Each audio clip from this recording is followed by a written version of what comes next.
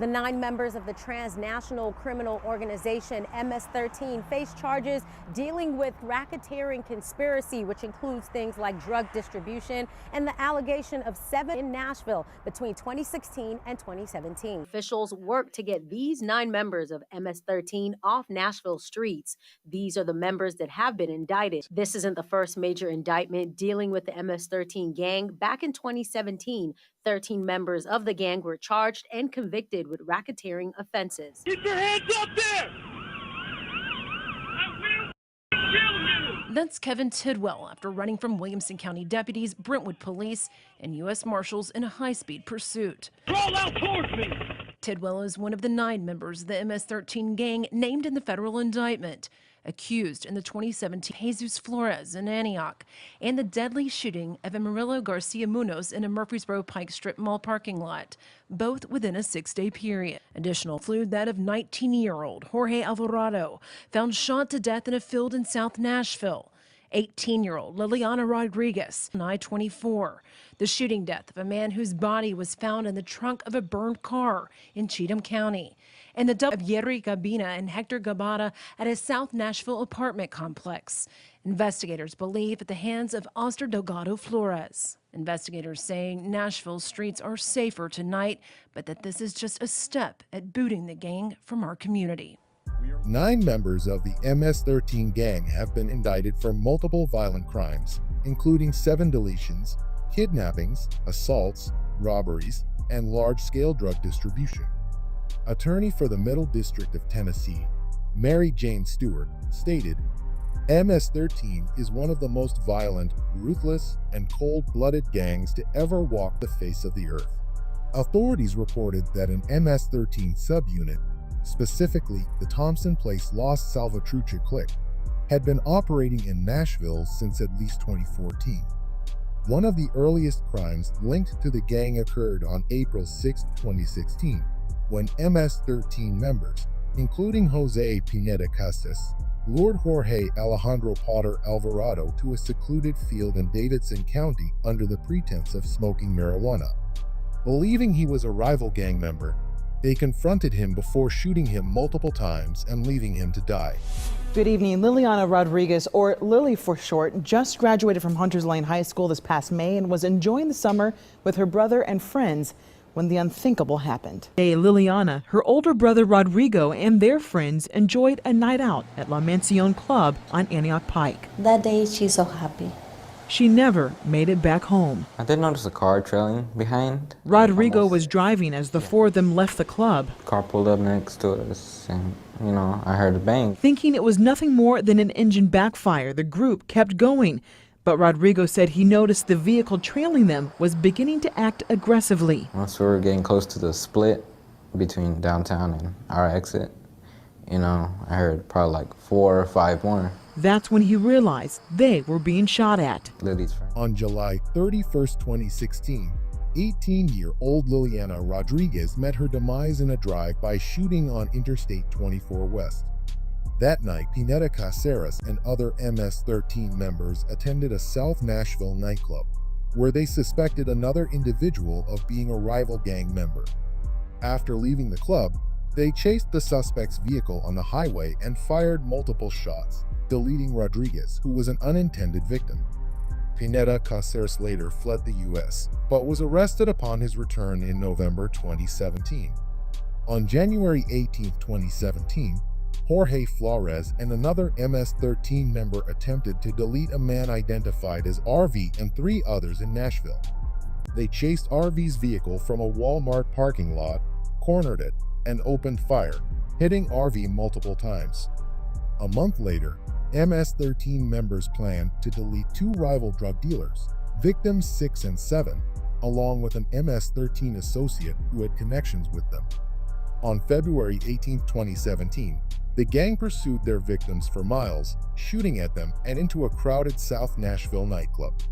The following week, they shot one of the victims in the neck and torso, causing life-threatening injuries. but police intervened and provided medical aid. New this morning, the search is on for several gunmen after a man was shot in his car. This all happened at a strip mall in South Nashville off Murfreesboro Pike this morning. All of this unfolding around 12:30 Sunday morning. Multiple people called 911 on reports of hearing that gunfire. Officers responded to a parking lot at a strip mall on Thompson Place at Murfreesboro Pike. They found a man in his car who had been shot multiple times. This is near the Sheba restaurant and Memories Hookah Lounge. On May 21, 2017, Amerly Josue Garcia Munoz was gunned down in a strip mall parking lot after MS-13 members mistook him for a rival gang member. Similarly, on May 27, 2017, Jesus Alberto Flores was deleted in a drive-by shooting in Antioch. MS-13 member Kevin Tidwell had earlier argued with victim 11 at a convenience store.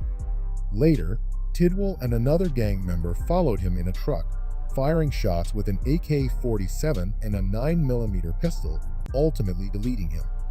To cover their tracks, they burned the truck in an abandoned field.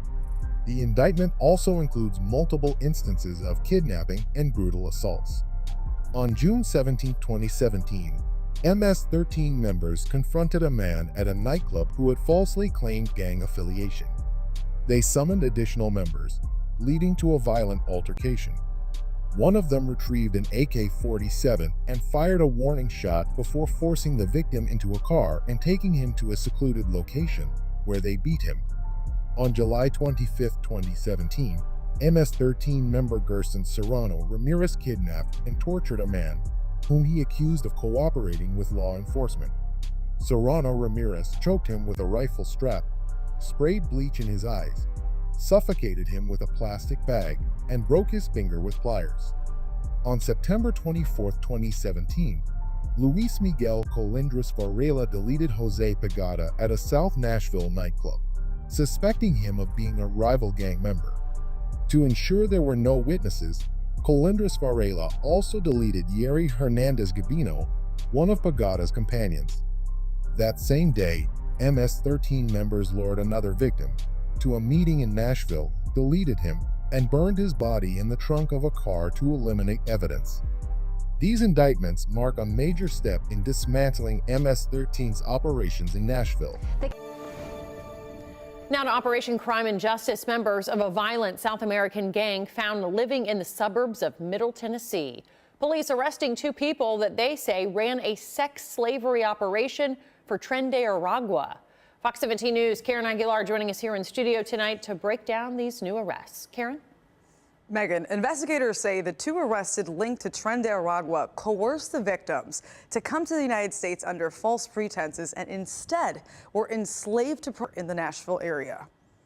Young, vulnerable, poor women forced into prostitution in the Nashville area after investigators say they were lured into the country with lies, promising them a better life, manipulating them to pay more than their travel costs using their bodies. Venezuelans Yilibet del Carmen Rivero de Caldera and her son Cleaver Daniel Mota Rivero are now under arrest, accused of trapping these women in a life of misery.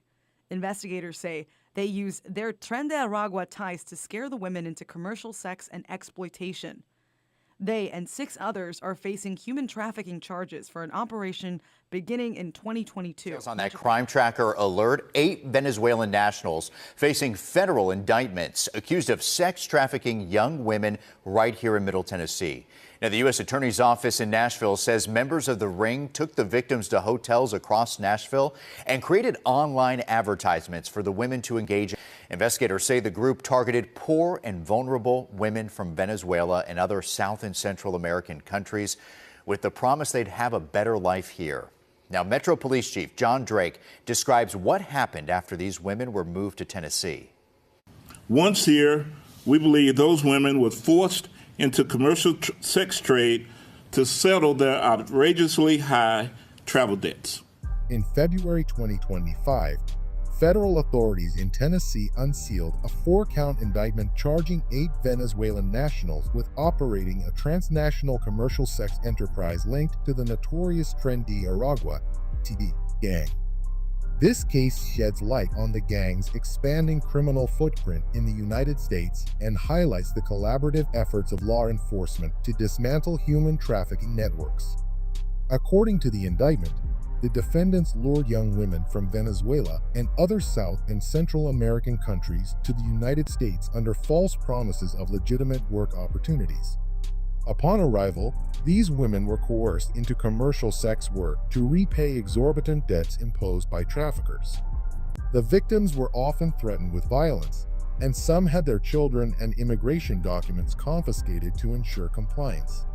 The indictment named the following individuals as key figures in the operation: Yilabeth del Carmen Rivero de Caldera, 51, alleged leader of the operation alongside her son; Cliver Daniel Mota Rivero, 35, believed to have direct ties to TDA and responsible for intimidation tactics; Yurabetsi del Valle Gomez Machuca, 39, charged with overseeing operations within Nashville motels; Wilmaris del Valle Manzano Solorzano, 22, Frankiana del Valle Romero Rivero, 30, Endrick Alexander Morales Rivero, 25, Jesus Enrique Castillo Rodriguez, 24, and Arianis Beatriz Gutierrez Carrillo, 24, all allegedly played roles in advertising, logistics, and victim control. The operation, which spanned from July 2022 through March 2024, used Nashville motels as a base for commercial sex activities. The traffickers placed advertisements on websites and coordinated transactions using internet and cellular communications. Victims were moved between different states to avoid detection, making this a complex interstate crime. Tren de Aragua, originally a Venezuelan prison gang, has rapidly expanded its operations across Latin America and the United States. The group is notorious for its involvement in human trafficking, drug smuggling, and violent crimes. In July 2024, the U.S. Department of the Treasury designated TDA as a transnational criminal organization due to its growing influence and operational scope. An innocent gathering of friends down this quiet street in East Stockton on Friday, September 29, 2017, turned into a scene. 18-year-old Brianna Ballesteros was in a car waiting for her boyfriend when she was shot. Era muy buena niña, la verdad. She said, "My daughter was a very nice young woman, smart and caring. She had her whole life ahead of her." The police department there say that they've arrested 10 gang members connected to several in that area. Police say the 10 suspects are members of a gang that has been identified as the East Oak Street Norteños. The crimes in this investigation date back all the way to August of 2017. A 9-month investigation into the East Oak Street Norteños, a new subset of the long-standing Norteño gang, resulted in the arrests of nearly a dozen individuals linked to multiple deletions, shootings, and other crimes in Stockton and San Joaquin County. During the course of the investigation, officers recovered weapons, narcotics, and evidence connecting the suspects to a series of violent incidents. The investigation, which began in August 2017, aimed to address rising violence in the region, including 3 unsolved deletions. The East Oak Street Norteños, an offshoot of a gang with roots in Stockton since the 1970s, had been on law enforcement's radar for the past year and a half, according to Officer Joseph Silva of the Stockton Police Department.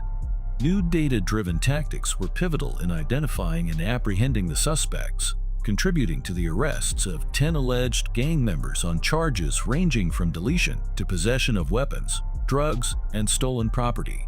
Among the most significant cases solved during the investigation were 60-year-old Neftali Gonzalez Castaneda, 18-year-old Brianna Ballesteros, and 19-year-old Daniel Ibarra. Ballesteros, an honors student who had recently graduated from Cesar Chavez High School, met her demise while waiting in her car to pick up her boyfriend. Ibarra was shot while in the back seat of a truck near Wilson Way and Anderson Street, with the driver and another passenger critically wounded but surviving. The Stockton Police Department emphasized that these arrests demonstrate the effectiveness of targeted investigations and advanced data analytics in curbing gang violence.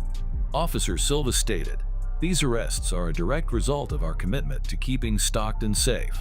More than 50 people were arrested in Stockton in an operation against the Norteño street gang. The California Department of Justice says the operation got underway in August. They were targeting the gang's suspected criminal activities, including attempted robbery, controlled substances, and firearms. In 2019, Stockton, California, became the focus of a large-scale law enforcement initiative known as Operation Red Ruins, targeting violent subsets of the Norteño street gang. The operation was launched in response to a spike in gang-related violence in Stockton, with incidents ranging from shootings and attempted deletions to armed robberies. One particularly alarming case involved a 10-year-old girl who was injured by stray gunfire while playing in her backyard. The operation resulted in the arrest of 50 individuals connected to the Norteño gang. Those apprehended faced an array of felony charges. During coordinated raids, law enforcement officers seized 42 firearms, including 8 assault weapons, and confiscated 25 pounds of illegal drugs. Chief Jones emphasized that the operation had disrupted the very foundations of the gang's criminal infrastructure, providing a sense of relief to a community long plagued by gang violence.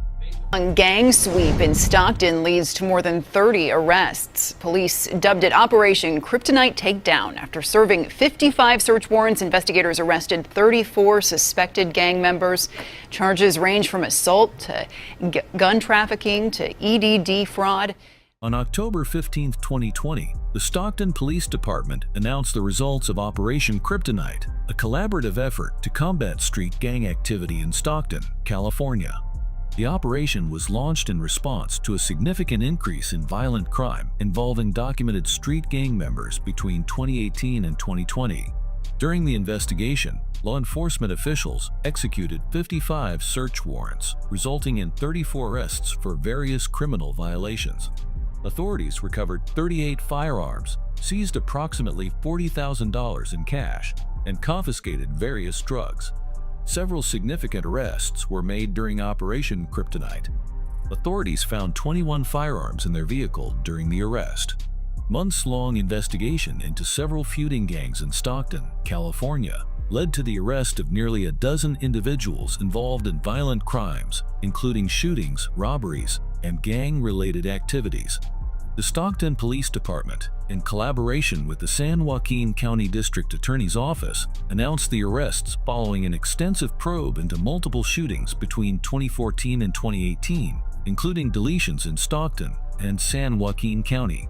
According to police officials, the shootings were linked to ongoing conflicts between several Norteño-affiliated gangs that have been feuding since 2012. The gangs identified in the investigation include the Barrio Conway Nortinos, the United Nortinos, the Southside Stockton Nortinos, and the Triple Six Gangsters. These groups have been responsible for numerous violent crimes, contributing to instability and fear within the community. Among those arrested were members of the United Nortinos, including Manuel Solis, 23, Jorge Herrera Cruz, 25, a member of the Southside Stockton Nortinos, and Carlos Valencia, 21, a General Norteño gang member. The trio was charged with multiple robberies at Stockton banks, where they assaulted bank patrons and stole cash. During the investigation, authorities also arrested Solis's mother, 44-year-old Mona Sandoval, for being a felon in possession of a firearm and child endangerment. 2 loaded firearms were recovered from her home during a search warrant execution. Barrio Conway Norteño members Angel Lopez, 24, and Adonis Bustamante, 18, were charged with kidnapping, attempted deletion robbery, and gang enhancements related to a violent incident on October 5, 2018, near La Cresta in Carabrook Ways. During the incident, Lopez and Bustamante forced a 16-year-old male out of his car, stealing his money and cell phone. They then forced the victim into another vehicle, threatening to delete him. The teenager managed to escape by jumping from the moving car, at which point the suspects fired shots at him. Fortunately, the victim was not struck by the gunfire. Additional arrests included Barrio Conway Norteño gang member Hector Perez, 31, who was charged with trafficking and sales of controlled substances, trafficking and possession of firearms, acting as an accessory after the fact, and gang enhancements. Another Barrio Conway Norteño member, Daniel Farias, 2022, faced charges for trafficking and sales of controlled substances, firearm violations, possession of a 50-round drum magazine, and gang enhancements. Felix Torres, 34, a member of the 666 Gangsters and a parolee, was arrested for being in possession of an assault rifle. Authorities also apprehended Freddie Rendon Arriaga, 19, a Flyboys associate and parolee, who was charged with being a felon in possession of a firearm and gang enhancements for his possession of 2 firearms and an illegal extended magazine. Law enforcement officials emphasized that the operation's success was due to coordinated efforts between local and county agencies and a commitment to holding violent offenders accountable. It's a Sunday afternoon car show, and young people have come by the thousands to look at flashy automobiles and at each other. But when 2 rival gangs come into each other's sight, just looking isn't enough. They taunt each other, flashing signs and yelling gang names. One bystander remembers it this way. It's looking like they were trying to get crazy, but I mean, it almost looked like it was going to stop. But the 18th Street Gang and their rivals called Florencia say they're 2 separate families, deadly ones. The 2 most violent gangs that I know is 18th Street and as well as Florencia. They're scary. They're scary. If they want me or you dead, they can do it. With ties to the Mexican Mafia and a combined membership of nearly 40,000, these gangs are an army of bad guys. You get on the roof. You not finna come stop playing with me on the set. Look. Just got pulled over. Damn, like that. Damn, nigga, that's crazy. Drop the phone, Frosty. Bro. Hey, quick, 50 left, man. Bro. I'm recording, bro. Okay, it's fine. I'm not doing nothing wrong. Okay, you did. I'm not doing nothing wrong. Y'all pulling me over for no reason. Relax, all right, keep turning off my phone. I'm gonna turn off my phone. All right, I'm gonna turn off my phone. 4 men arrested in the slaying of actor Johnny Wacko. We're diving deep into the history and influence of one of Los Angeles' most infamous street gangs, the Florencia 13. Originating in the late 1940s after World War II, this Mexican-American Surenos gang has left a lasting mark on the streets of Los Angeles County. The name Florencia comes from Florence Avenue, a major street in central and south Los Angeles, where this gang was born in the Florence Firestone district of South Central LA. The Florencia 13's territory is vast, stretching from Central Avenue to Alameda Street, between Slauson Avenue and Florence Avenue. Their influence even extends into the cities of Huntington Park and Los Angeles, and they operate in the Hyde Park area, known for being the home of the Rollins 60s neighborhood Crips. Interestingly, Florencia 13 has coexisted peacefully with the Harvard Park Brims, an African-American street gang in the Harvard Park neighborhood since the 1980s. Florencia 13 is made up of numerous cliques, each with its own identity and territory within the gang's broader network. Some of the most notorious cliques include the Jokers, Malditos, Locos, Midgets, Diablos, Termites, Los Animals, and the Asesinos. These cliques gained national attention after being featured on the TV series Gangland in 2012. But the story doesn't end there. Other active cliques within F13 include the Dream Boys, Malos, Tokers, Midnight Street Boys, Neighborhood Dukes, Bagos, and the Pee-wees. The Florencia 13's connection to the Mexican Mafia is a critical part of their identity. In the 1960s, they adopted the number 13, which corresponds to the letter M in the alphabet, signifying their allegiance to the Mexican Mafia. This affiliation has made them a powerful force both on the streets and within the prison system.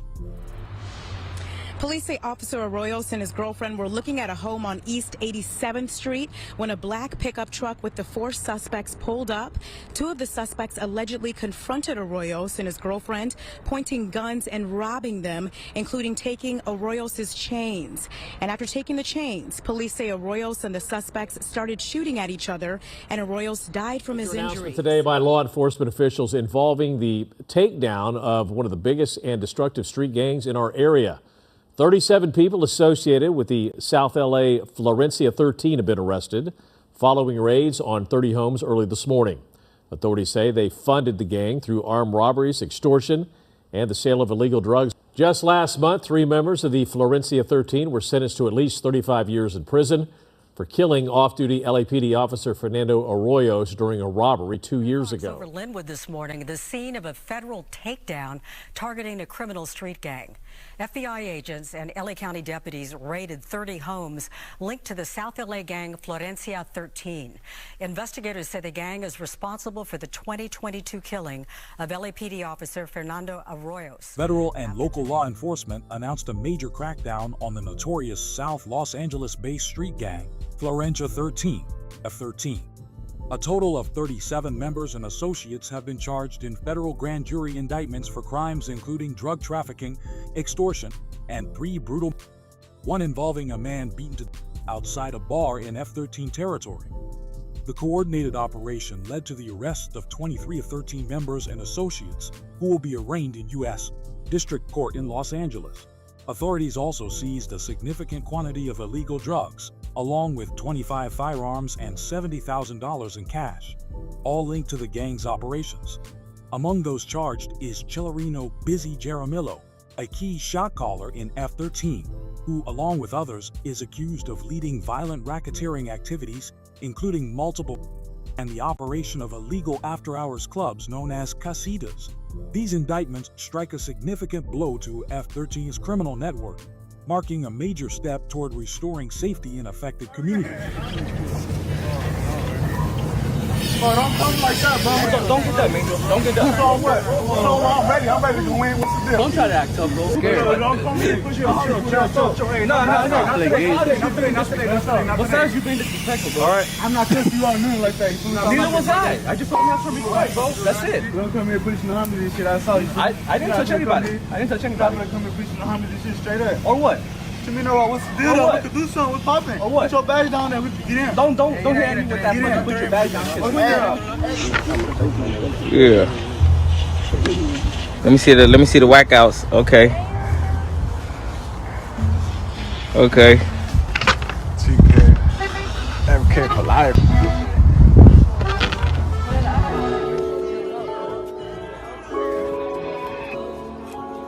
Mr. Keep It Up. Come out, banging the set, I'm tipping off the pill. Known as big badass, but I be really in the field. Call me Mr. Keep It Hood, I need $1 million deal. Cause all my rabbits coming too, I'm finna move y'all to the hills. Rest in peace to all my rabbits, I love you for keeping real. Big 35, 5'6", all that. They trying to shut us down, but you know what I'm saying? It ain't working though. We ain't going nowhere.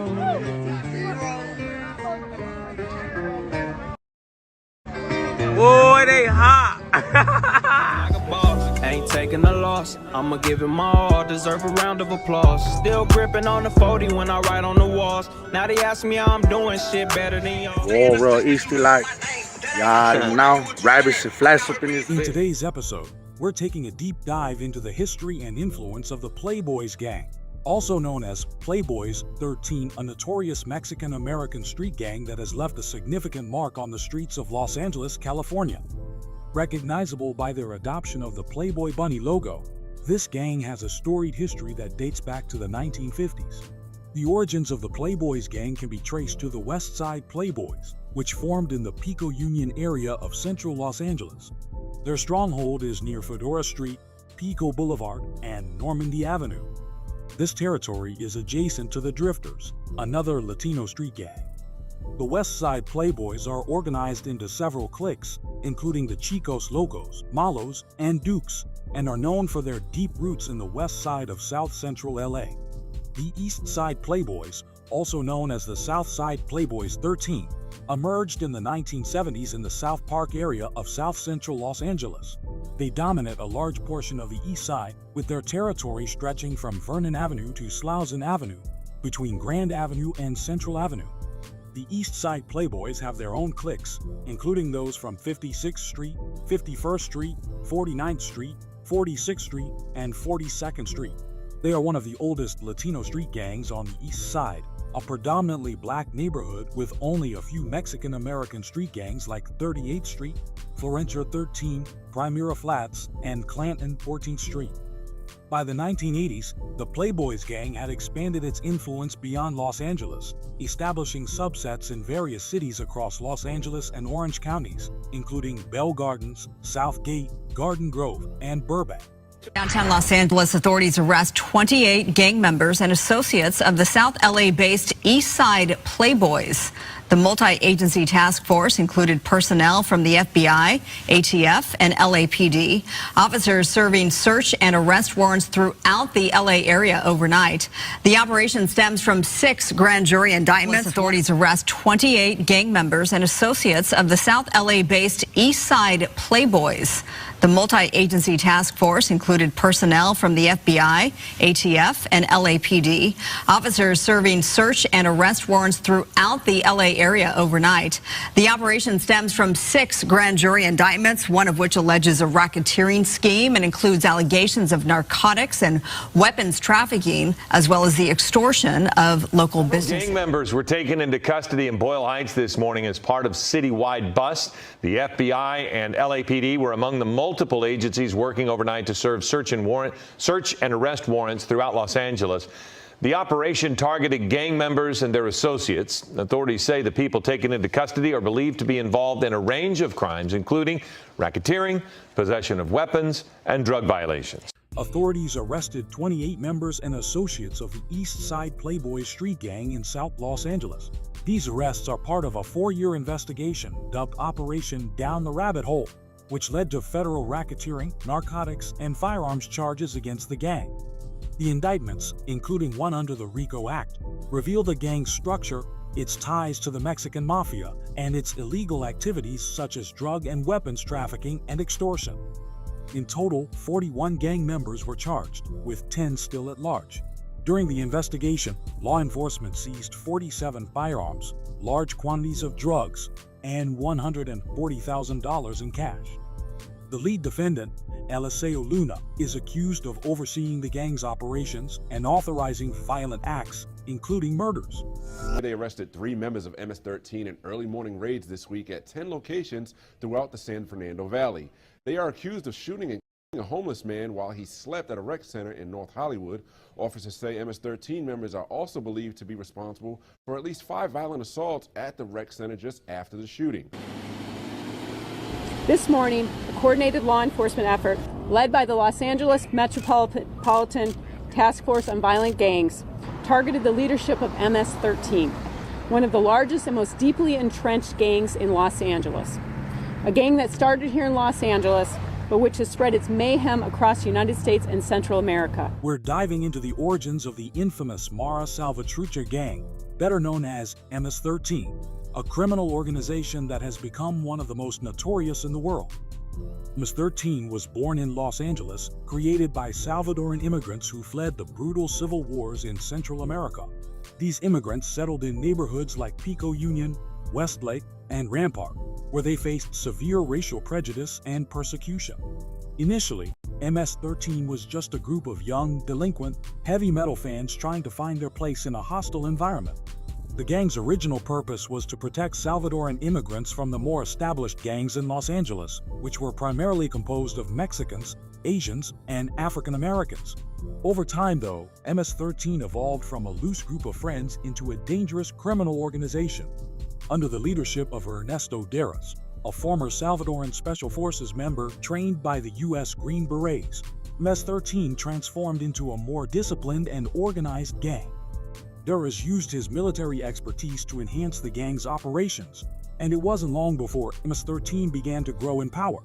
This period also marked the beginning of their intense rivalry with the 18th Street Gang, a feud that started over a personal dispute but quickly escalated into a violent and lasting conflict. As MS-13 members were arrested in Los Angeles, many were deported back to El Salvador. However, instead of dismantling the gang, these deportations only helped spread MS-13's influence. Deported gang members began recruiting in their home countries, leading to a significant increase in gang activity in Central America, where MS-13 had previously been virtually unknown.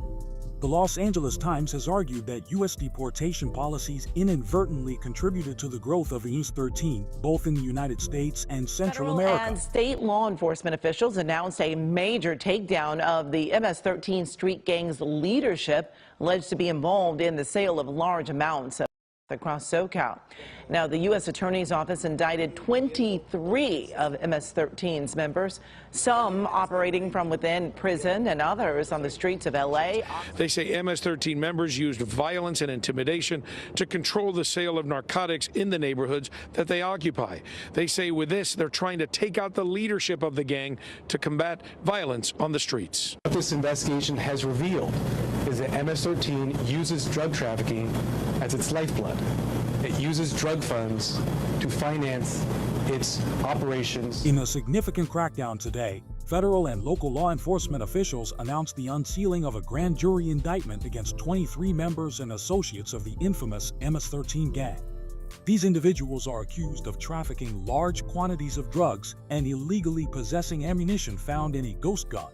Today's operation led to the arrests of 17 MS-13 members, who are expected to be arraigned on the 36-count indictment this afternoon in Los Angeles. 4 of the defendants were already in state custody, while authorities continue to search for 2 more. As part of the takedown, law enforcement seized multiple pounds of illegal drugs, 9 firearms, and nearly $94,000 in cash. The indictment reveals that MS-13, operating under the control of an imprisoned member linked to the Mexican Mafia, enforced a rule requiring all Los Angeles area cliques to buy drugs from specific suppliers, funneling profits back to the gang's leadership. From July 2021 to August 2023, the gang's drug trafficking activities were allegedly overseen by top shot callers Pavel Hurtado and Eli Grijalva, who managed operations and coordinated with the incarcerated MS-13 member. The gang used violence and intimidation to control narcotics trafficking in their territories, requiring sellers to either be MS-13 members or pay rent to operate within their zones. The indictment charges all 23 defendants with conspiracy to distribute narcotics, with additional charges for individual members related to drug distribution and illegal possession of ammunition.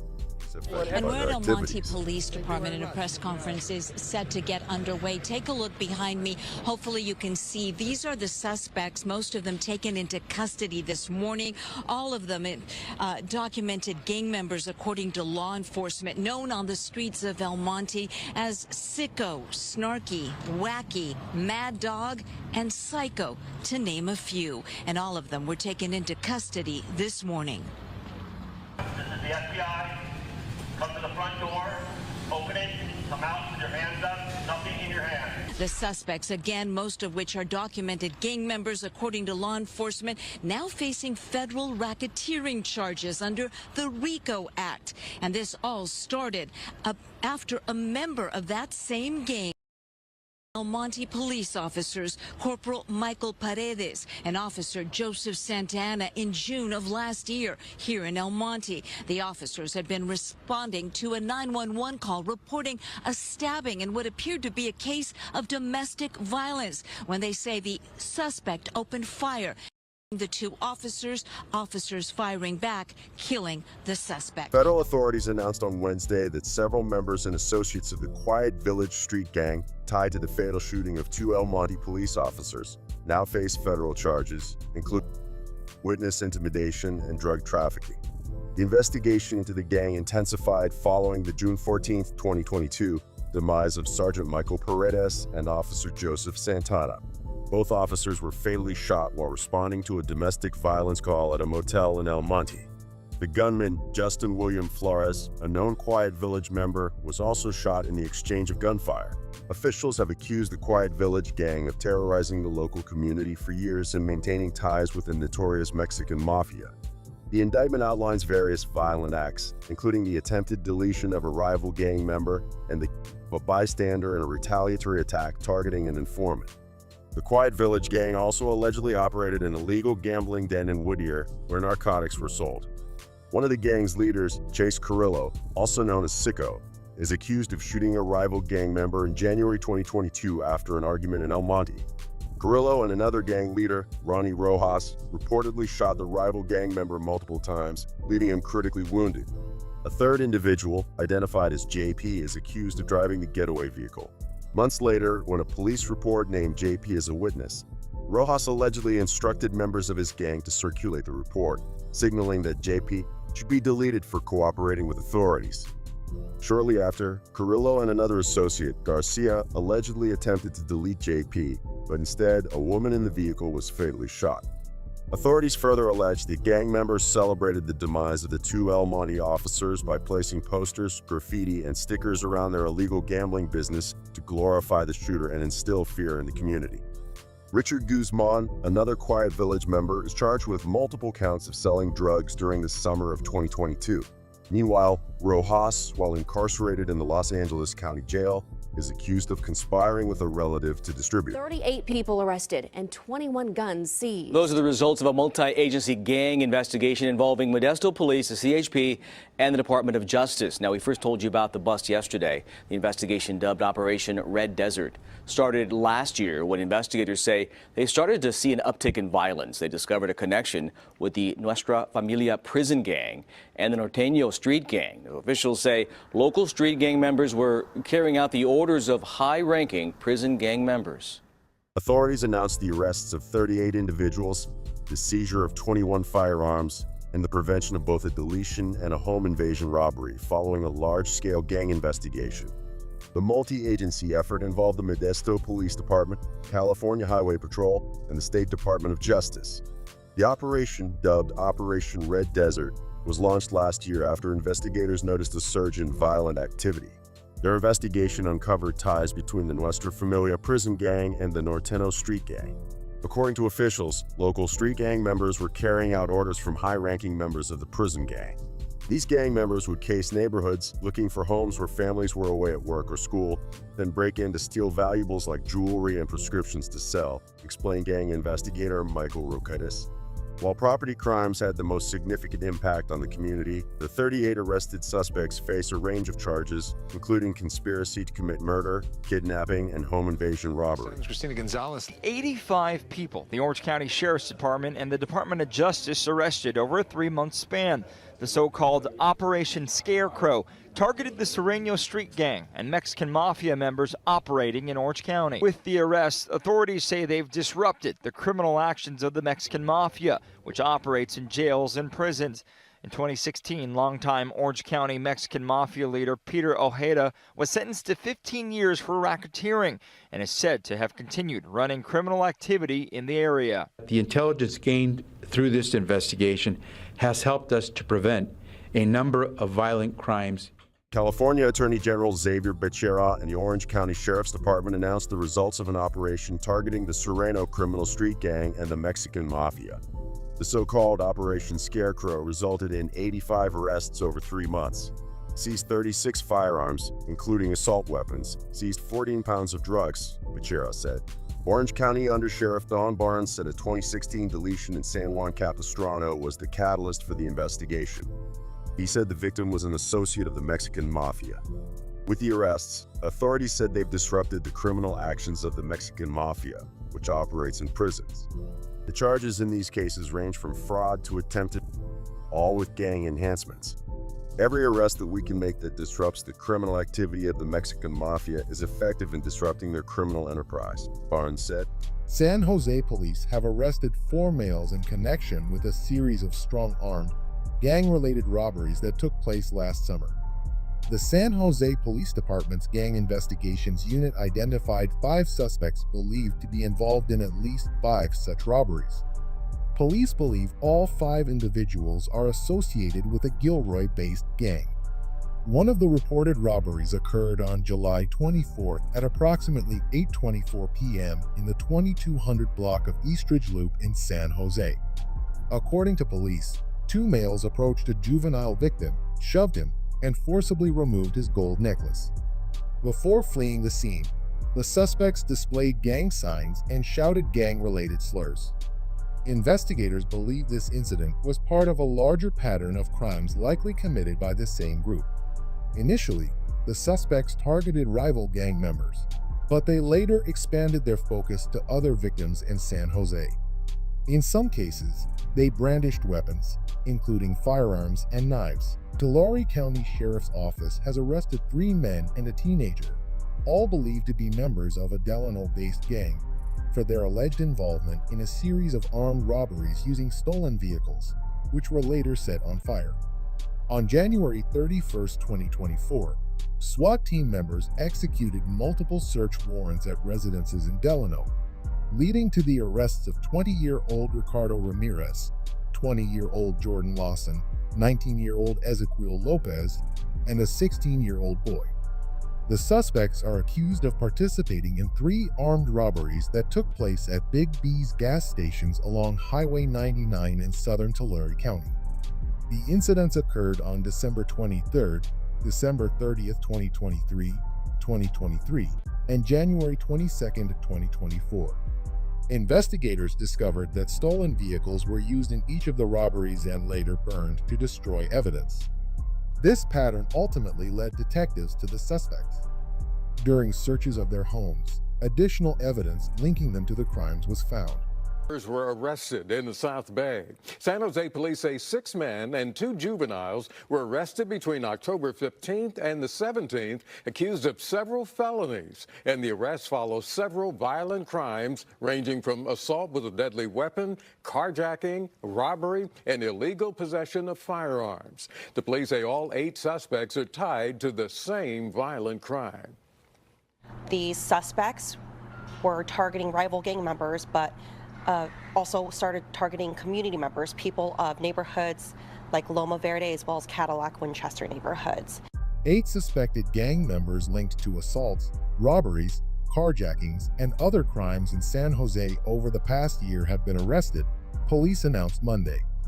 Between November 2023 and September 2024, authorities responded to multiple crimes allegedly committed by the suspects, who targeted both rival gang members and residents in the Loma Verde and Cadillac/Winchester neighborhoods. The arrests took place between October 15-17 in San Jose. The suspects were identified as 22-year-old Josue Castro, 26-year-old Jonathan Rodriguez, 21-year-old Daniel Romo, 20-year-old Luis Orizmendi Bravo, 21-year-old Joe Maldonado, 19-year-old Eric Curiel, and 2 juvenile males, ages 16 and 17. During the execution of search warrants, detectives recovered evidence linking the suspects to the crimes, along with a fully automatic submachine gun and ammunition. This operation Checkmate, as in game over, and the sheriff says it is game over for a number of alleged high-level drug traffickers operating in southern Hillsborough County. 6-figure cars, 6-figure chains, 6-figure cash. Investigators say this was all part of a day in the life of 2 high-ranking Latin King gang members recently busted. Expensive cars, jewelry, and firearms were a part of everyday life for 2 high-ranking members of the Latin Kings who were recently arrested during a 3-month narcotics operation in Hillsborough County. According to Sheriff Chad Chronister, detectives and D agents seized over $800,000 worth of drugs, along with 15 firearms, cash, and stolen property after executing search warrants at 5 locations in Wamama last Thursday. The sheriff identified the 2 men leading the local operation as Omar Bravo, the state's top drug supplier, and Fidencio Robles, one of the top 5 Latin Kings members in Florida. The stash houses were reportedly used by at least 19 other dealers to distribute significant quantities of drugs, generating hundreds of thousands of dollars in monthly revenue. During a press conference on Monday, Sheriff Chronister was joined by State Attorney General Ashley Moody, who cited border security issues as a contributing factor to the gang's ability to operate in Florida. "We know the lack of security at the southern border has only fueled the growth of these gangs that have infiltrated our state," said Attorney General Ashley Moody. Investigators also discovered the Latin Kings' operational manual, detailing the gang's leadership structure and locations, which Sheriff Chronister said is one of only a few known copies in existence. The sheriff added that the seized firearms are being tested to determine if they are linked to other crimes in Hillsborough County. State Attorney Ann Wedge McMillan said. Orange and Osceola State Attorney Andrew Bain announced that a 37-count indictment has led to the dismantling of the gang. 11 individuals have been charged in Operation Dirty 30s with crimes such as deletion and racketeering. Bain stated that the defendants were part of a gang known as Respect, Money Structure, or Everybody K. "They're destroying lives, my life, my daughter's life," said Laura Linners, the mother of one of the victims. Evidence photos revealed the gang's alleged operations, which included manufacturing counterfeit drugs designed to mimic common prescriptions. The investigation, which lasted nearly a year, was a joint effort involving the Orange County Sheriff's Office, the Orlando Police Department, and the State Attorney's Office. Targeting members and affiliates of the Chuco Tango gang. It's all part of a large-scale drug trafficking investigation.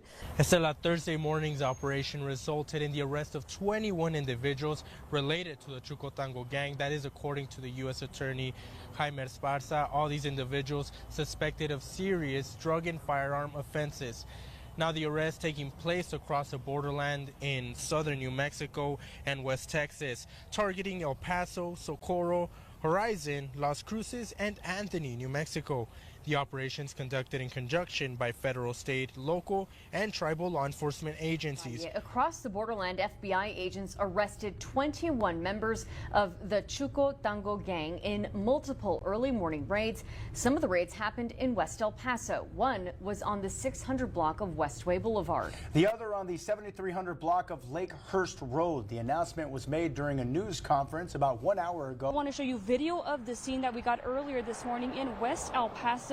That is of Lakehurst Road, as FBI agents were searching a home, which we now know was connected to these arrests. Officials say the individuals arrested today were suspected of serious drug and firearm offenses associated with the local gang known as Chuco Tangos.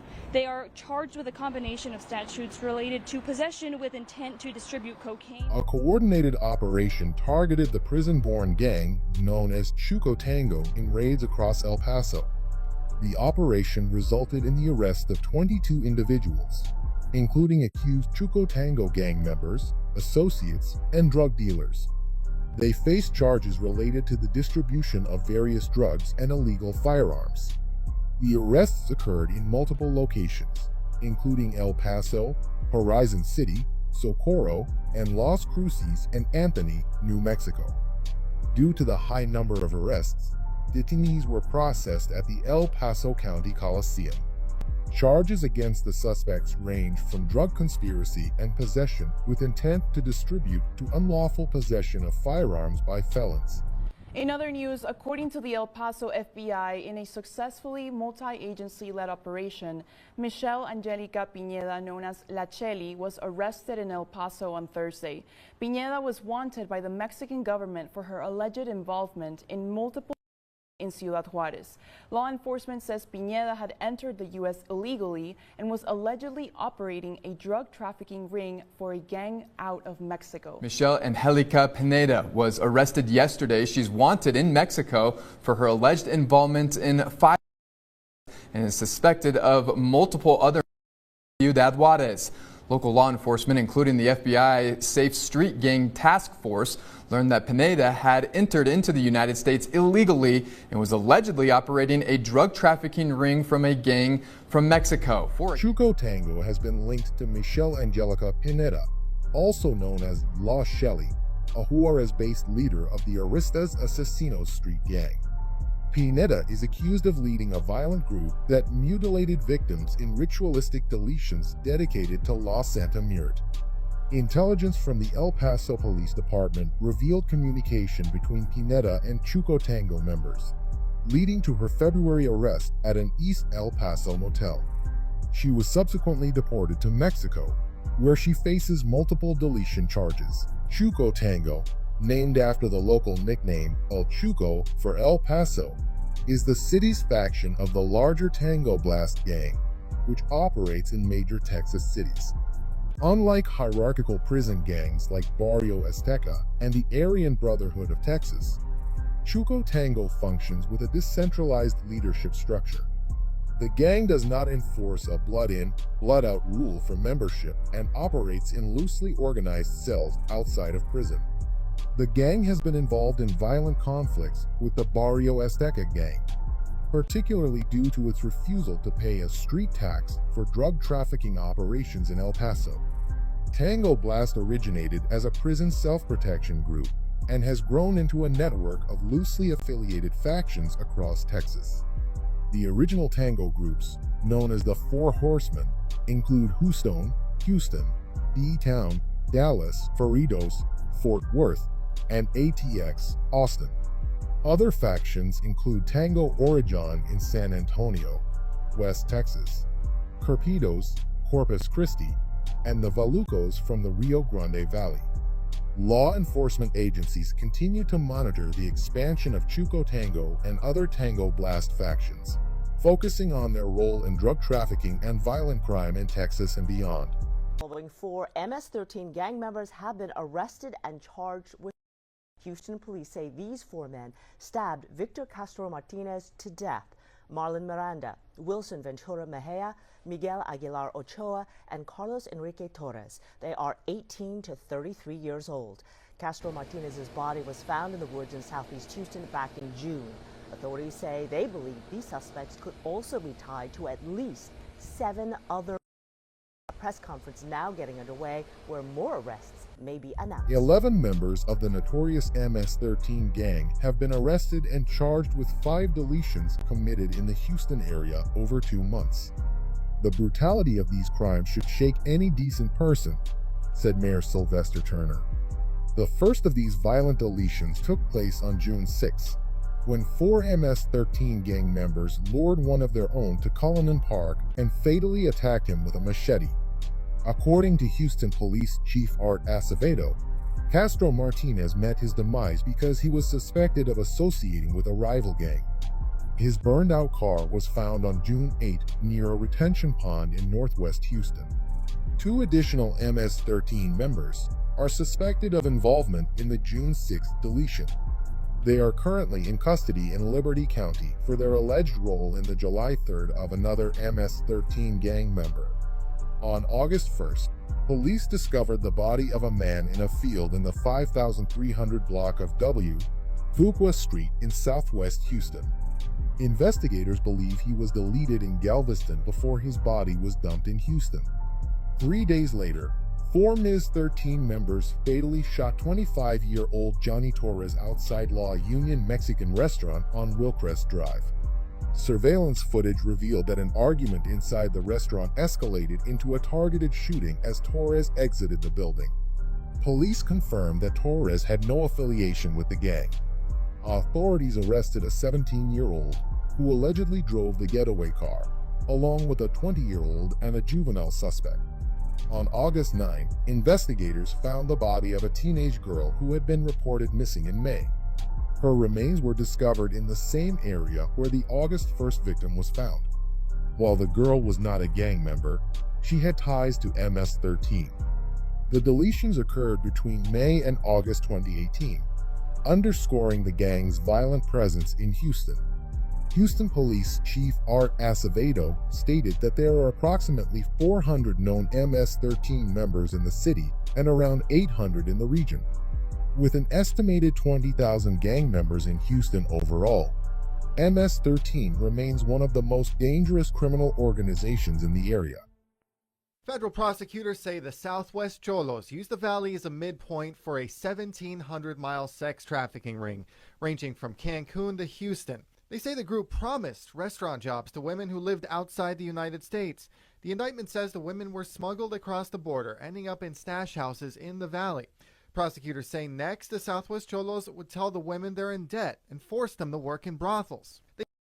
Would happen in Houston after Southwest Cholos got the women through the Sarita and Falfurrias checkpoints. One defendant in particular faced charges earlier this year for allegedly smuggling people. A Homeland Security investigator says Jose Ruben Palomo Martinez drove a tractor-trailer to the Falfurrias checkpoint, claiming it was full of melons. Using an X-ray scanner, the agent says they found 2 Chinese nationals and a Dominican man with no restraints, no food, and no water. The U.S. Attorney's Office for the Southern District of Texas has announced that several alleged members and associates of the Southwest Cholos street gang were indicted on a range of charges, including sex trafficking, drug trafficking, firearm sales, human smuggling, and identity theft.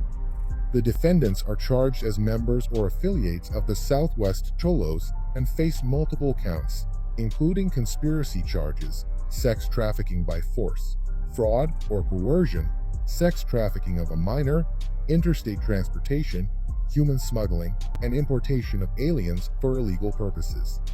Additionally, They are accused of drug trafficking involving drugs, illegal firearms trafficking, possession of firearms by felons, illegal re-entry into the U.S., false statements, and aggravated identity theft.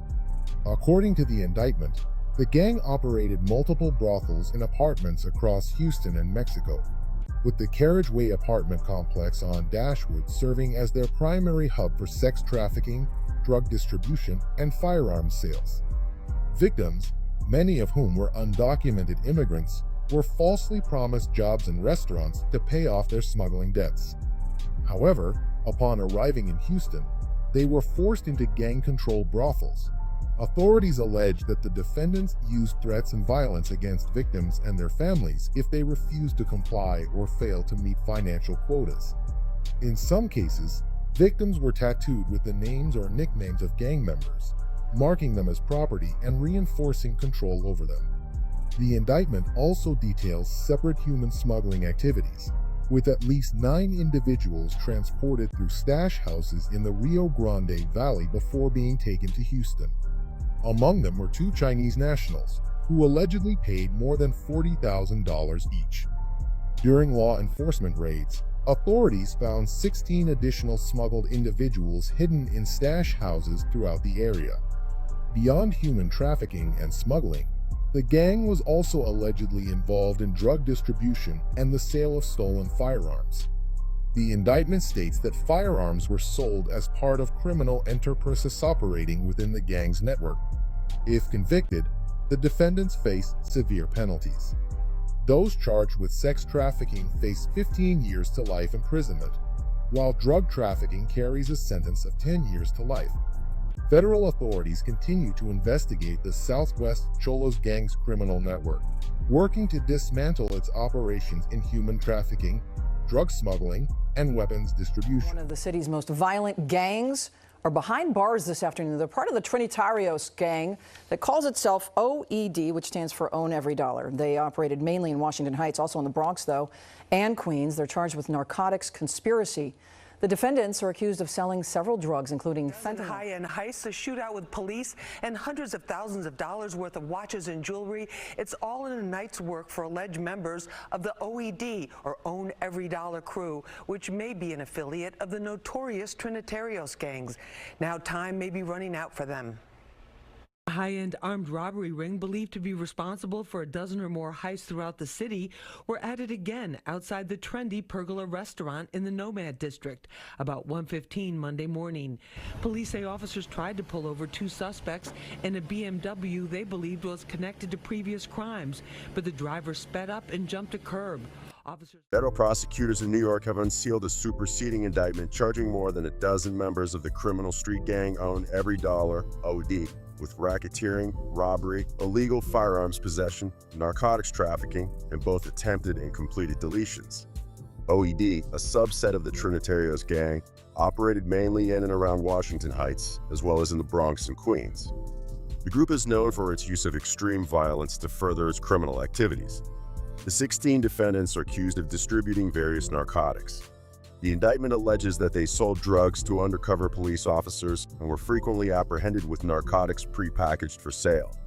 Many of the defendants allegedly posted photos and videos of themselves holding firearms on social media. The indictment links the group to at least 5 fatal incidents, including the deletion of 41-year-old Anthony Savarese on February 7, 2022, the deletions of 30-year-old Richard Dominguez and Israel Cabrera on July 2, 2020, the deletion of 22-year-old Nicholas Vargas Jr. on August 31, 2018, and the deletion of Hector Cruz on April 14, 2019. The document details numerous acts of violence committed by the defendants. On August 31, 2018, Jawinky Nunez Jr. allegedly shot Nicholas Vargas near 232nd Street in the Bronx. On April 14, 2019, Nunez Jr. and Jaron Pina allegedly targeted Hector Cruz near West 135th Street in Manhattan. On January 24, 2020, Nunez Jr., Brian Hernandez, Wilson Mendez, Stephen Joaquin, and Argenis Tavares allegedly fired at a rival group member near West 136th Street in Manhattan. In February 2020, Nunez Jr., Pina, Hernandez, and Tavares allegedly fired at rival gang members near West 138th Street in Manhattan. On March 30, 2020, Nunez Jr. and Joaquin allegedly fired at a rival narcotics dealer near West 180th Street in Manhattan. On April 18, 2020, Nunez Sr. allegedly fired at an individual near Audubon Avenue in Manhattan.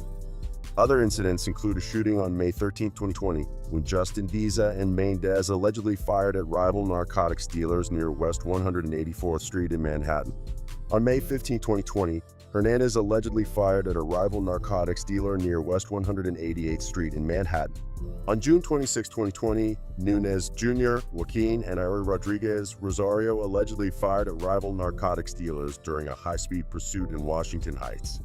On July 2, 2020, Nunez Jr., Hernandez, and Rodriguez Rosario allegedly deleted Richard Dominguez and Israel Cabrera near Sedgwick Avenue in the Bronx.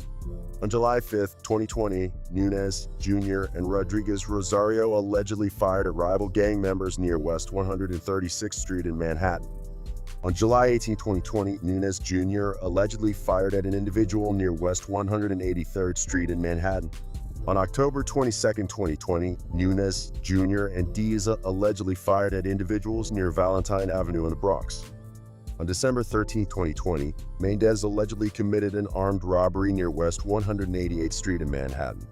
The indictment further describes incidents involving internal conflicts and violent confrontations between the gang members themselves. For example, on August 12, 2021, Hugo Rodriguez and Nunez Sr. allegedly engaged in a shootout with each other near West 183rd Street in Manhattan. In August 2021, Diza allegedly committed an armed robbery near West 28th Street in Manhattan.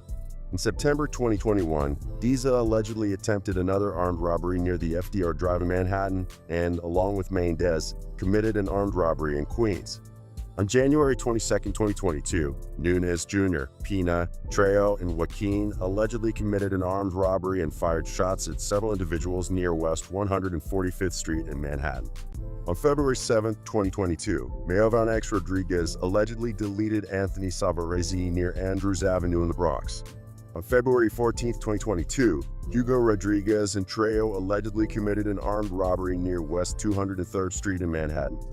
Finally, on March 4, 2022, Nunez Jr. and Trejo allegedly fired at a rival gang member near Dyckman Street. U.S. Attorney General Michael Mukasey visited Charlotte to announce a major crackdown on MS-13 gang members across North Carolina.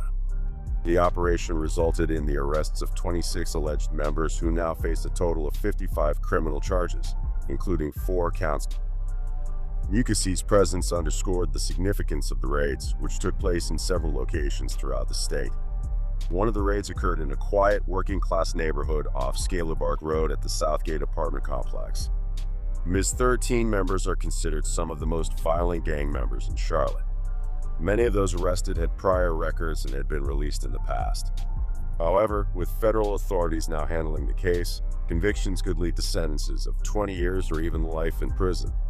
The Charlotte-Mecklenburg Police Department, CMPD, and the FBI executed arrest warrants at Southgate early Tuesday morning, catching suspects off guard by raiding their homes before 5 o'clock. Shortly after, additional arrests were made at Victoria Lake Apartments on the east side of the city and off Margaret Wallace Road.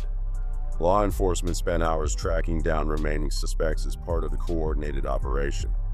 Attorney General Mukasey stated that the indictment alleges that 26 defendants engaged in criminal activity to protect and expand MS-13's power, territory, reputation, and profits. The charges against the gang members include 4 deletions between Charlotte and Greensboro, large-scale drug trafficking, armed robberies, and other violent crimes. Court documents describe a pattern of brutal initiation rituals, territorial disputes, and violent confrontations at clubs and other locations. Within MS-13, gang members often gain status by demonstrating extreme violence, which allowed them to move up the ranks. However, with 26 arrests now completed and more expected, authorities believe they have dealt a significant blow to the gang's operations.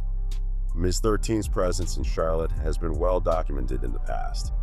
Gang-related graffiti was found at the Southgate Apartments near Scalabark Road, signaling the gang's influence in the area. For context, MS-13, short for La Mara Salvatrucha, originated in the 1980s as a merger of 2 violent groups from El Salvador. The gang was formed by Salvadoran immigrants in the United States and has since expanded. A Lake County Sheriff's Office Special Investigations Group arrested members of the street gang known as Satan Disciple into custody. The investigation, which began more than a year ago, targeted the gang for its involvement in drug trafficking and violent acts across Lake County, according to Sheriff's Office spokesperson LT, Christopher Covelli. Undercover operatives from SIG managed to seize 15 firearms, along with ammunition, during the operation. Detectives also successfully intercepted and prevented 2 planned drive-by shootings that had been ordered by gang members. One of these targeted a residence where multiple people were present, which could have led to numerous casualties, Covelli said. This long-term investigation marks a major step in combating gang-related violence and drug activity in the region. Allegedly committed fatal shootings on Chicago's Northwest Side as part of their efforts to maintain and elevate their ranks within a violent street gang, according to a newly unsealed federal indictment. The federal indictment, returned last month by a grand jury in Chicago, was unsealed on May 9, 2019. According to the indictment, the defendants are members of the Milwaukee Kings street gang. All 4 are currently in law enforcement custody. The indictment describes the Milwaukee Kings as a criminal organization involved in drug trafficking and violent acts, including an assault. Members of the gang allegedly promoted their criminal activities on social media, threatened rival gangs, and took measures to avoid detection by law enforcement. Navarro is accused of the demise of Xavier Soto on April 27, 2017 in Chicago's Crackdown neighborhood to advance his status within the gang. He also allegedly attempted the demise of 2 other individuals that same day. Martinez and Lozoya are charged with the December 16, 2016 demise of Crispin Colas, 28, in Chicago's Dunning neighborhood. According to the indictment, this deletion was also carried out to maintain or increase their positions within the gang. Rojas is accused of fatally shooting 19-year-old on September 2, 2015 in the Belmont Crackdown neighborhood, similarly to elevate his 3 dozen violent criminals are off the streets. The U.S. Attorney says that they have ties to the Latin Counts gang in southwest Detroit. And as Fox News' Robin Schwartz reports, the arrests are part of a joint effort called Detroit One. The Big Apple Market on McGraw in southwest Detroit was the scene of in April, now connected to the Latin Counts street gang. U.S. Attorney Barbara McQuaid stood with Detroit's police chief and members of the state police and FBI to announce 33 indictments tied to the gang, believed to be responsible for the murder of 20-year-old Mustafa Al-Yassiri. The alleged gang members are also accused of robberies, burglaries, gun thefts, and drug sales. In a significant development for law enforcement in Detroit, the culmination of the Detroit One initiative has led to the final guilty plea in a series of prosecutions targeting the notorious Latin Counts street gang. Attorney Matthew Schneider announced today that the 12th and final gang member, 28-year-old Kyle Volz from Lincoln Park, has pleaded guilty to racketeering conspiracy in connection with the gang's criminal activities.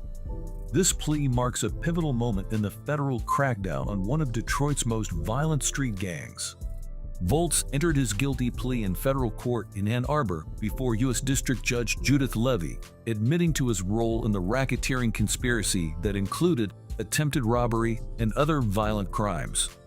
With this plea, Volz now faces up to 30 years in prison, bringing an end to his involvement in the gang's reign of terror in southwest Detroit and the downriver communities of Lincoln Park and Ecorse. The indictment against the Latin Counts painted a grim picture of the gang's operations, which included assaults, drug trafficking, stolen firearms, and various forms of robbery. The gang, known for its ruthless use of violence, sought to control its territory through intimidation, targeting both rival gangs and innocent residents in the area.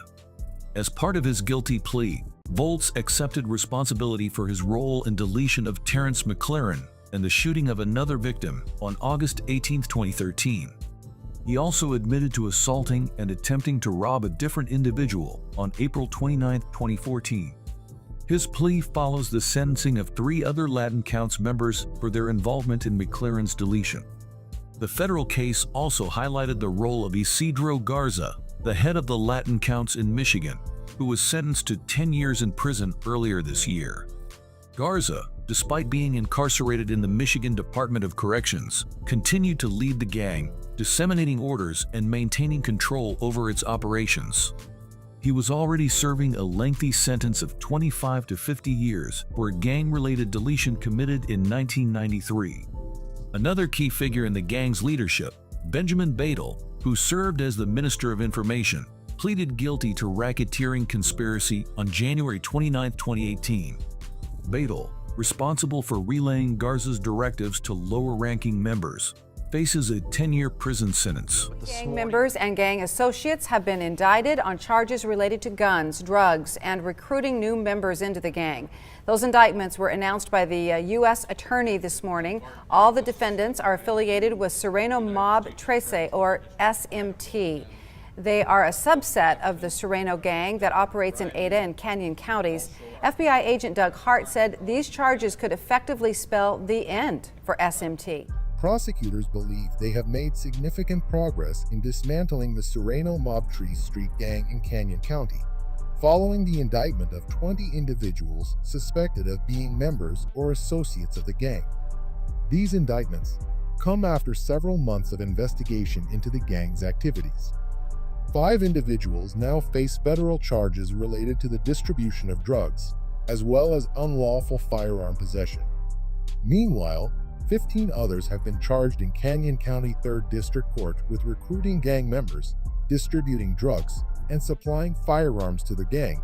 Davis emphasized that members of the Surenos Mob Street and prison gang are heavily involved in drug and firearm trafficking, along with acts of violence. Canyon County prosecutor Brian Taylor added that 13 of those charged in state court are suspected gang members, while the remaining 2 are considered associates.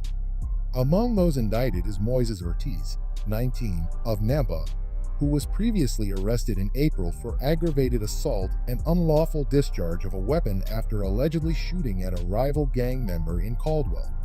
Officials report that gang-related violence in Canyon County has significantly declined since its peak in 2004. Caldwell Police Chief Frank Wyant noted that between July and October of that year, the city experienced over 100 drive-by shootings.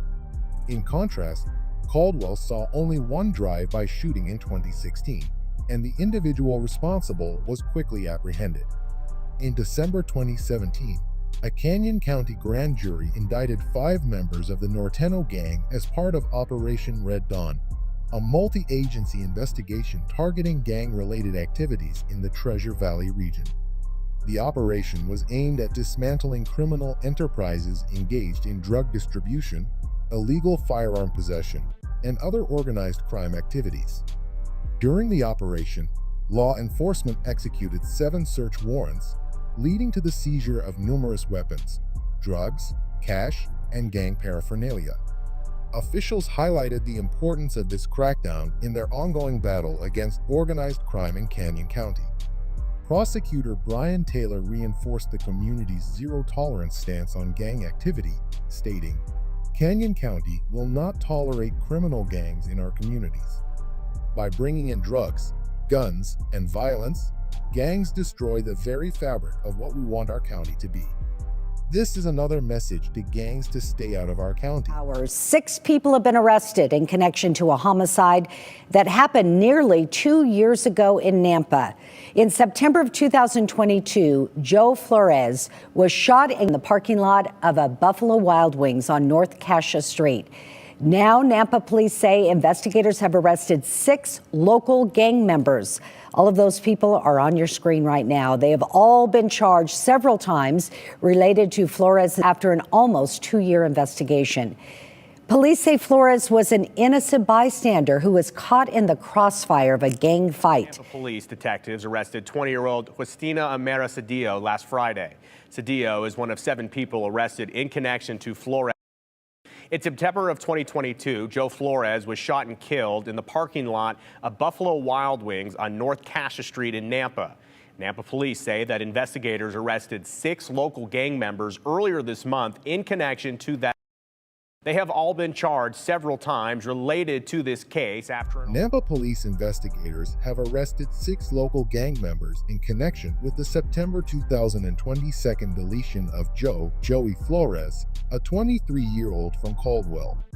Joey, an innocent bystander, was tragically caught in the crossfire of a gang-related dispute in a restaurant parking lot on the 2100 block of North Cassia Street on September 1, 2022. Since the incident, Detectives have conducted extensive interviews and, alongside the Nampa Police Department Crime Lab, have meticulously examined and processed numerous pieces of evidence. After nearly 2 years of investigation, authorities have taken multiple individuals into custody, marking a significant breakthrough in the case. In November 2019, a federal grand jury indicted 15 members and associates of the notorious Westside LMA gang in Caldwell, Idaho. This sweeping federal operation marked a significant effort to dismantle drug trafficking and violent crime networks in southwestern Idaho. The indictment charged the individuals with multiple counts related to distribution and firearm violations. The individuals indicted ranged in age from 21 to 66 and were residents of Caldwell, Nampa, Parma, Star, Homedale, and Meridian. The most serious charges carried mandatory minimum sentences of 10 years to life in federal prison, hefty fines, and extended supervised release. Federal prosecutors and law enforcement officials hailed the indictments as a major blow to the Westside LMA gang's influence in Idaho. Some defendants have already received lengthy prison sentences as a result of the indictment. Roberto Manuel Rojas, identified as a key member of the gang, was sentenced to 22 years for distributing large quantities Idaho of U.S. drugs. Attorney Bart Davis announcing 15 gang members and associates of the Westside LMA gang have been indicted in federal court. All of them charged with distribution of meth. These are mugshots from 8 of those 15. Treasure Valley Metro Violent Crimes Task Force led the investigation. At a news conference today, the U.S. Attorney for Idaho said the charges are generally punishable by up to 20 years in prison and a fine of up to $1 million. Today is significant that we are addressing the crime by individual gangs, individual members, that we are going to identify you, we are going to investigate you, we are going to prosecute you, and we are going to convict you and remove you from our society. And that's the Westside LMA gang, a subset of the Surenos criminal network, has a history of violent activity in Caldwell and surrounding areas.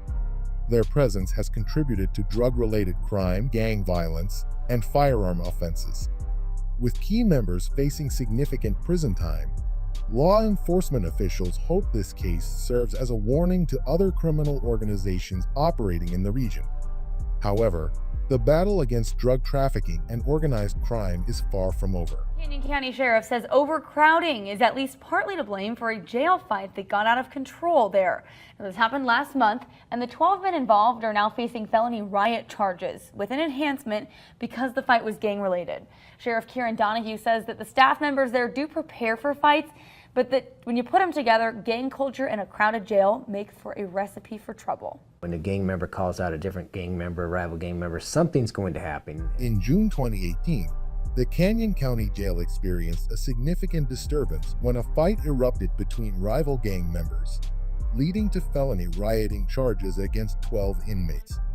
The altercation underscored ongoing concerns about overcrowding and inmate management within Idaho's correctional facilities. On June 6, 2018, a confrontation broke out between members of the Nortinos and Surenos gangs housed within the Canyon County Jail.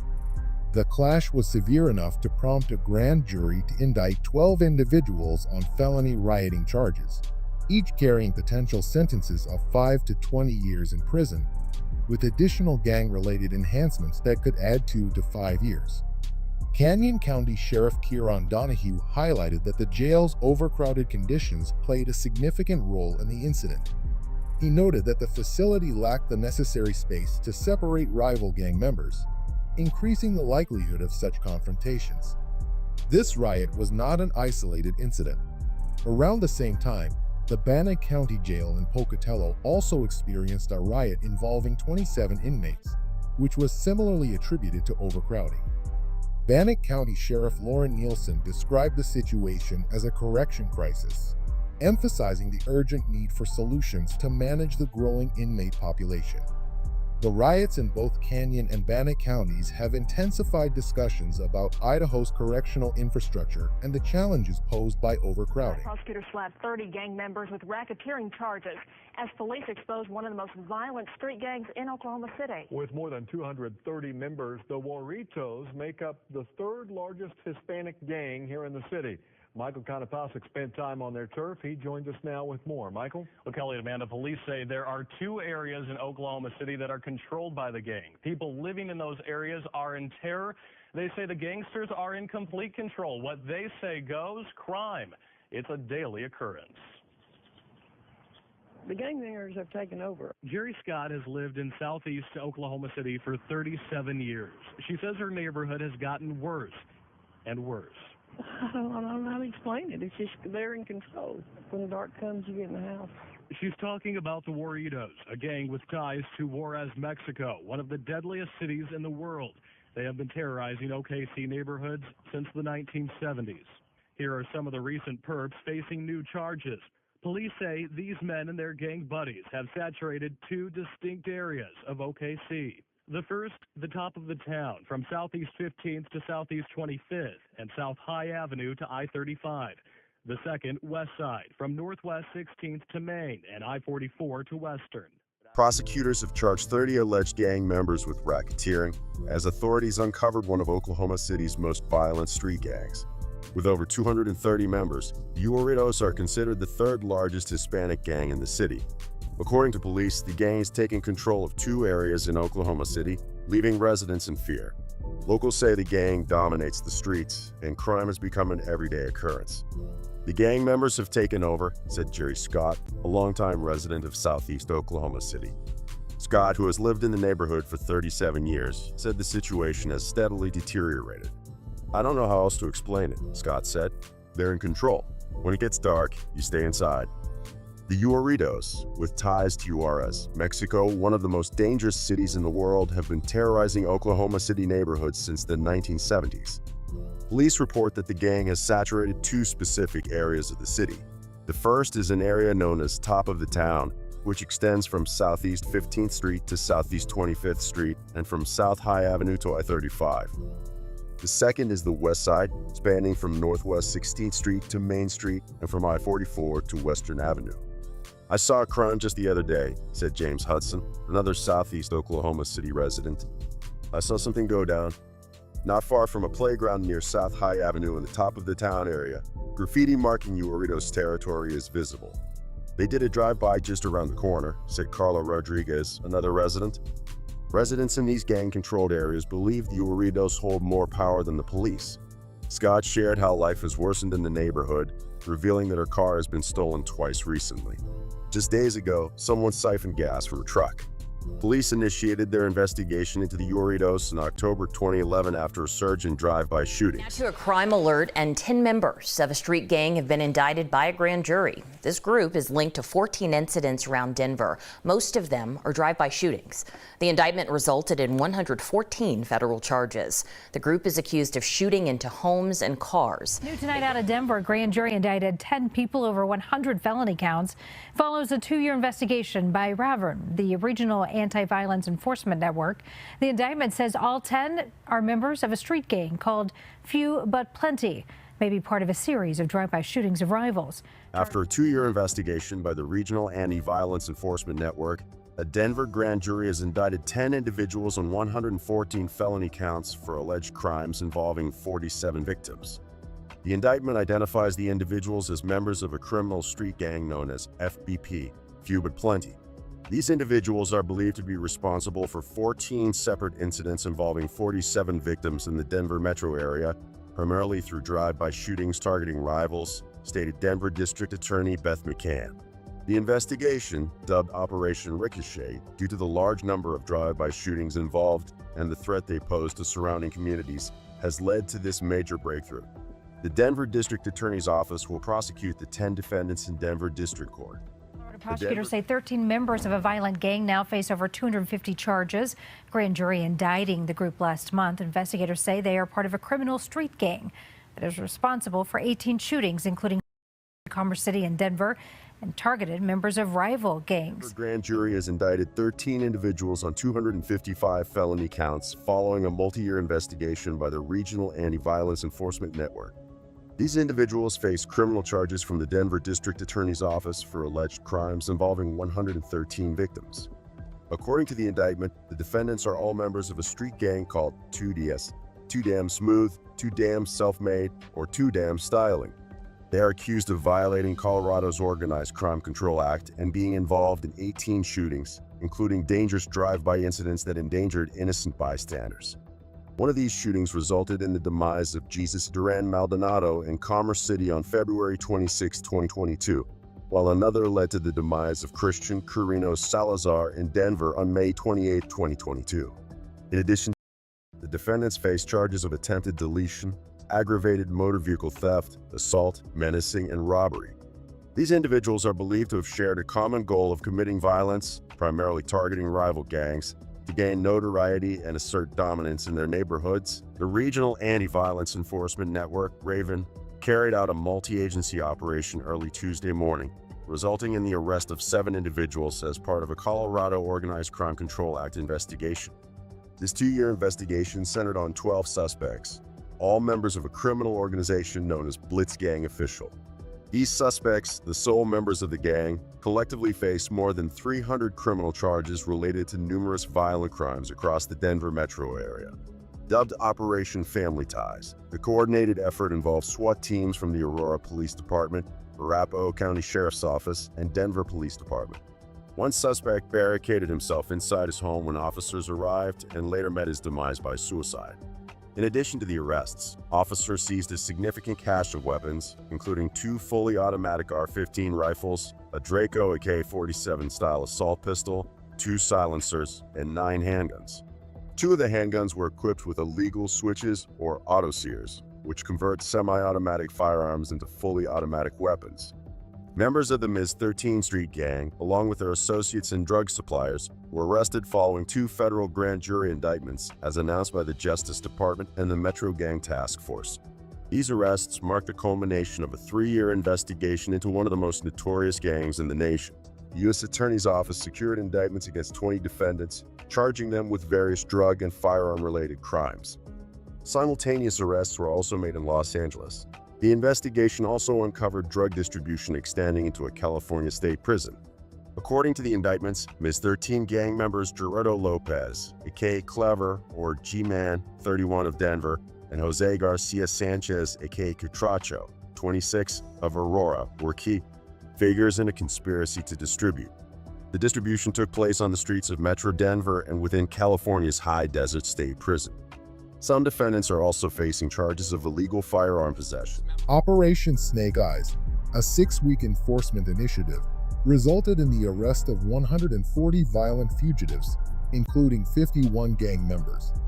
The operation also led to the seizure of 131 firearms, $145,831 in cash, and 3,027 counterfeit Fenty pills, effectively removing dangerous drugs and weapons from Arizona streets. Phoenix Police Department Chief Jerry Williams commended the operation, stating, "I am proud of the men and women of the Phoenix Police Department for their dedication to our community. Investigations like these bring so many partners together to address common crime trends in each of our cities.